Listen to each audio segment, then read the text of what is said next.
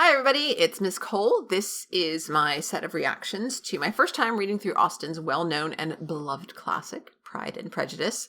I am familiar with the characters and most of the plot because of references to them, their influence on other works, but I also have not seen complete versions of the film adaptations either.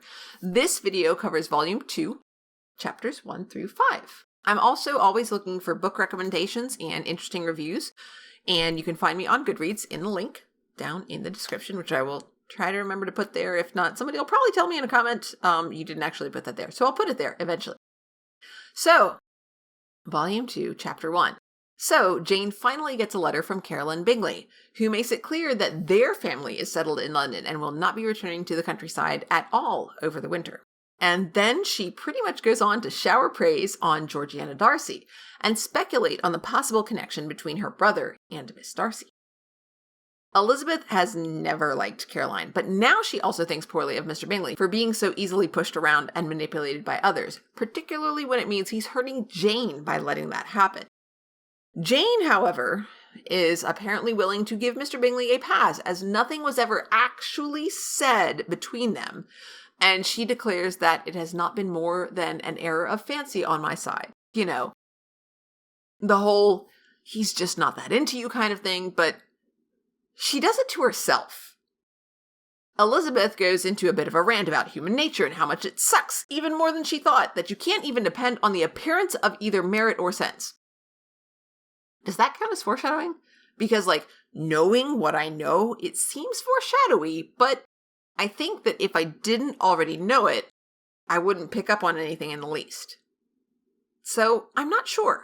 Jane tries to point out some of the possible reasons to look favorably on the match between Charlotte Lucas and Mr. Collins, but Elizabeth is having none of it. She calls Mr. Collins, quote, a conceited, pompous, narrow-minded, silly man. Bless her ever-loving heart. The fact that she is so upset about these faults. I mean, I realize that as a young lady, she's been sheltered. But can she really be that unimaginative? Is it really not possible for her to conceive of flaws that are so much worse? I mean, he's not a bad person. He's not cruel or callous or snide. Additionally, Jane is unwilling to think any less of Mr. Bingley and insists that she must have just imagined his attachment to her. And she doesn't think poorly of his sisters or Mr. Darcy for them wanting him to choose Georgiana Darcy because she says, well, they know him better and they know her better, so it makes sense. Plus, why would they go against what their brother wanted anyway? Elizabeth totally doesn't agree, but apparently they're not going to talk about it anymore. Mr. Wickham is around pretty regularly, and everybody has now heard about how Mr. Darcy prevented Mr. Wickham from being given the position that Mr. Darcy's father had wanted Mr. Wickham to have. And except for Jane, who doesn't want to think bad things about anybody, everybody thinks that Mr. Darcy is, quote, the worst of men. Chapter 2. Christmas! The Gardiners come to visit, and apparently Mr. Gardiner is Mrs. Bennet's brother, which makes Mrs. Gardiner her sister-in-law, even though the narrator keeps calling them sisters. It's a kind of confusing. But I think I managed it.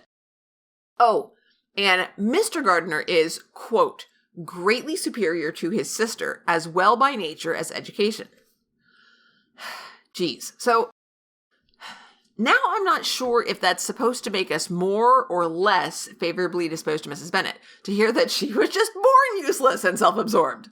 That, even if she'd been taught well, she'd still be annoying just by her basic nature?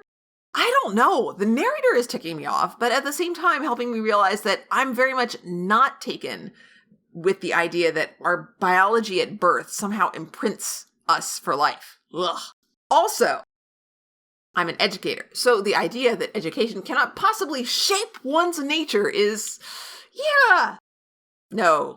I just don't agree, period. I think it's the way that the writer sets up nature and education in opposition to each other that really bothers me. Because I think that's thoroughly, completely wrong. I think our experiences shape and can even completely change our nature, and education is a part of that. And it's an important part of that. I think I need to read North and South by Elizabeth Gaskell. Mrs. Bennet reminds me a lot of Fanny, but I've only seen the BBC miniseries, though I've read both Cranford and Wives and Daughters. I'm curious if after reading Pride and Prejudice, I'll see that similarity if I read North and South. And I'm tired of Elizabeth. Bennet now, mind you, not Gaskell. I don't know. Have I just forgotten what it was like to be 20? She talks to her aunt about Jane and Mr. Bingley, and I swear it sounds like she's 14. She describes them in a way that makes them sound infatuated, and then she says, "Is not general incivility the very essence of love?" And Mrs. Gardiner replies, "Oh, yes, of that kind of love which I suppose him to have felt. So, yeah, infatuation." So she's not convinced that there's anything more than superficial attraction, at least not by Elizabeth's description. And Mrs. Gardiner invites Jane to, quote, go back with us, which is apparently to London? I'm confused. I thought they lived in the nearby town, but maybe that was another... Yep, that was the Phillipses. Different relatives. So, while the Gardiners are there, lots of other people come by, including the Phillipses, the officers, and the Lucases. Plus, of course, it's a holiday, so it's really busy. Mr. Wickham shows up a lot, and Mrs. Gardiner is apparently, quote, rendered suspicious by Elizabeth's warm commendation of him. Suspicious how? Of him? Does she think Elizabeth is a particularly bad judge of character, and therefore anybody that she likes is probably not a good person? Or is she suspicious that there's an attraction there, and that they're falling in love? And if so, why is she uneasy that they would like each other? Why does she worry about, quote, the imprudence of encouraging such an attachment, which is something she says to Elizabeth. Also, she's familiar with both Pemberley and Mr. Darcy's father, which is something she and Mr. Wickham talk about, and she recalls hearing Mr. Darcy having been talked about as a very proud, ill-natured boy. Although the narrator doesn't tell us that she remembers who she heard it from, so it seems to imply that this was a general consensus. Chapter 3. So, Mrs. Gardiner warns Elizabeth not to get involved in an affection which the want of fortune would make so very imprudent. First of all, whose want of fortune? Is she talking about Mr. Wickham being poor? Or Elizabeth? I really don't know. Likewise, for whom would it be imprudent? Or does she mean both of them? I don't know. It's not clear. Anyway, the Gardiners leave and Jane goes with them. Not long after that, Mr. Collins returns, but this time he stays with the Lucases, and the wedding isn't much later after that. Charlotte asks Elizabeth to visit, and Elizabeth kind of tries to sidestep it, which I don't like. I mean, I realize that, her feelings about her friend are kind of being called into question by what she thinks is her friend's bad judgment, but girl, it's her life. And she's asking you to stay a part of it, and I'm just not happy about that. And then later on, the narrator tells us that Elizabeth just can't feel close to Charlotte anymore. Charlotte writes to Elizabeth, and it says she wrote cheerfully, but it says that Elizabeth was, quote, determined not to slacken as a correspondent, as though writing these letters was a chore for her. And she doesn't accept Charlotte's happiness. She decides that she must wait for her own visit there to find out what things are really like. It's like she's just certain that it can't be good. She's looking for problems, even though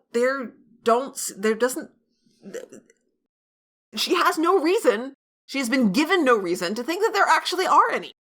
Plus, Lord knows that there are enough other problems that she could be worrying about instead. Elizabeth also gets letters from Jane, who hasn't had a visit from Caroline Bingley in the week that she's been in London. So eventually, Jane decides to go visit Caroline instead of just waiting. Caroline seems delighted to see Jane, and they have a nice little conversation, although Jane doesn't stay long because Caroline and her sister were just about to head out. This is one of those things that make you go, at least for Elizabeth. Anyway, more letters come and go over the next month. And not only does Mr. Bingley not show up or have any contact with Jane, Caroline doesn't even have the courtesy for a return visit for 2 weeks solid. And when she does, she is standoffish to the point of being obnoxious because, seriously, you would have to be a monster to be anything but kind to Jane. But Caroline Bingley pulls it off. And she's also apparently getting letters from Mrs. Gardiner, her aunt, who asks about Mr. Wickham. And Elizabeth tells her that he's interested in somebody else. doesn't really bother her because she wasn't really gone on him, and the other woman has suddenly inherited a bunch of money. The narrator pokes at Elizabeth a bit, pointing out the double standard between Mr. Wickham and Charlotte, both making a match based on financial need. But I don't think it plays fair. Elizabeth was much more attached to Charlotte than she was to Mr. Wickham, and so it makes sense that she'd be more in a tiff about that particular pairing. Elizabeth concludes that she has never been much in love. She is certain that if she truly felt something deep for Mr. Wickham and he'd chosen somebody else, she would, quote, at present detest his very name and wish him all manner of evil. Gracious, she really does sound like she's the one who's 14, but she's not, and she speaks of her younger sisters as they are the ones who are, quote, young in the ways of the world. Lord, save us from ourselves. Chapter 4. The author just kind of skips over January and February, noting that they were, quote, sometimes dirty and sometimes cold. Kind of like it is here, only we don't get the option just to skip over those months. Also, it would be more thoroughly accurate to say sometimes dirty, sometimes cold, often both, and thoroughly stuffed with frustrations of varying sorts. Anyway, in March, Elizabeth goes with Sir William Lucas and his daughter Maria to visit Charlotte. And bonus, she gets to stop off and visit the Gardiners and Jane on the way. They go shopping during the day and then to the theater in the evening. Elizabeth makes sure to sit by her aunt, Mrs. Gardiner, and they start off talking about Jane, who has apparently given up trying to be friends with Caroline Bingley. That's how awful Caroline Bingley is. That even Jane cannot be friends with her. And then Mrs. Gardiner starts asking about Mr. Wickham and his new romantic interest, Miss King, who has apparently inherited a small fortune because her grandfather just died. Mrs. Gardiner says, I should be sorry to think our friend mercenary. Elizabeth points out that it's something of a double standard, since her aunt had expressed concern about Mr. Wickham getting involved with Elizabeth because she didn't have much money, and that would be imprudent. But now apparently for him to get involved with somebody who does have money is also bad, because that's mercenary. Mrs. Gardiner protests that he wasn't interested in Miss King before she came into her fortune, which is completely unreasonable, I think. First of all, if he'd only been interested in money, he could probably have found out pretty easily that Miss King was going to come into money upon her grandfather's death and been currying favor with her from the start. Would have made it look much better if that's really what he was aiming for. It seems more likely that when Elizabeth became less receptive, he started casting a wider net.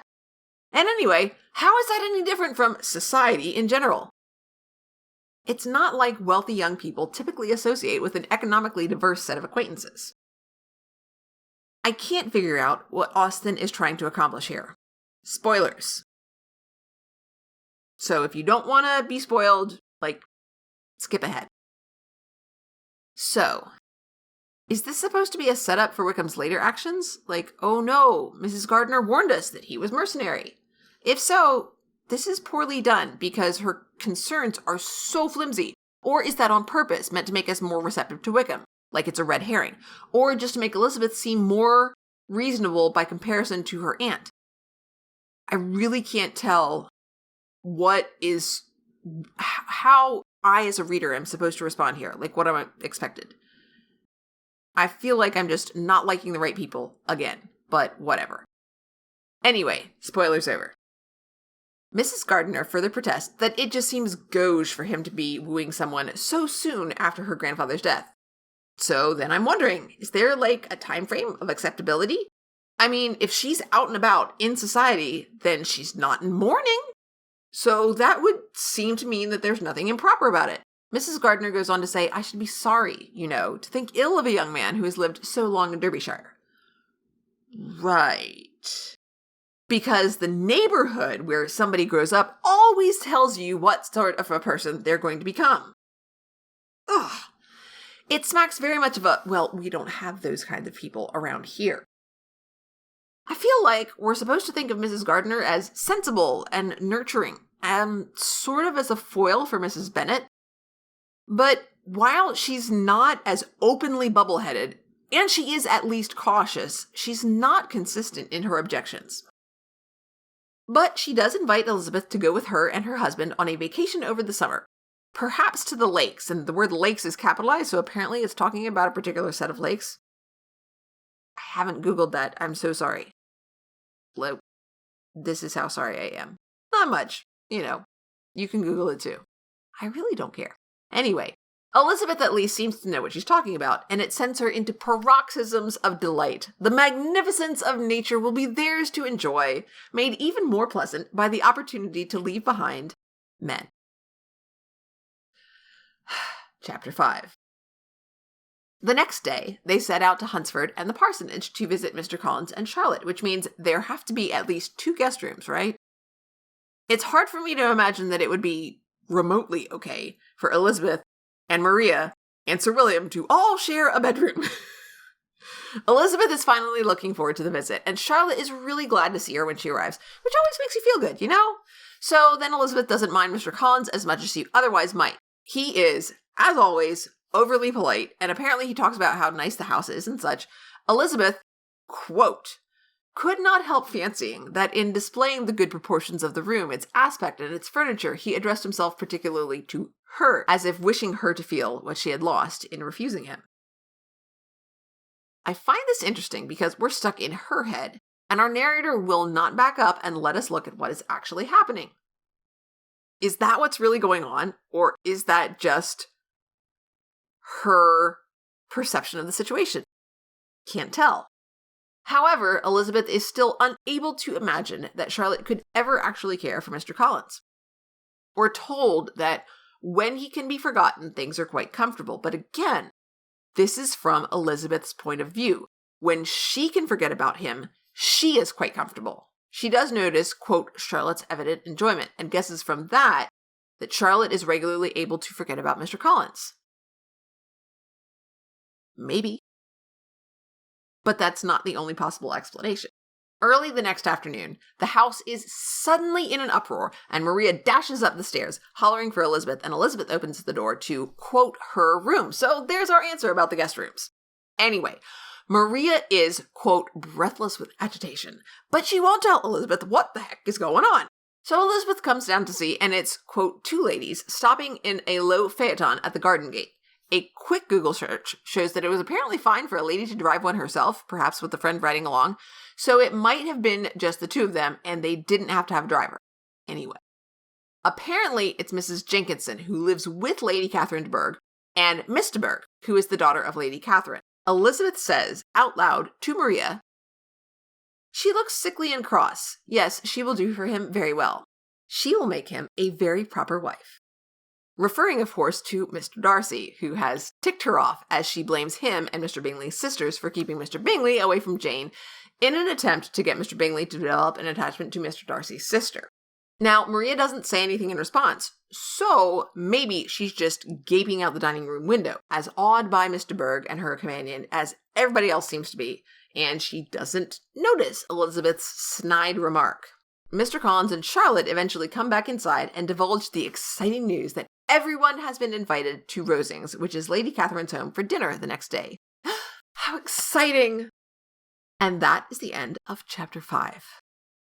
Whew! Well, thank you all so much for joining me for this section of my, not exactly a review of Pride and Prejudice.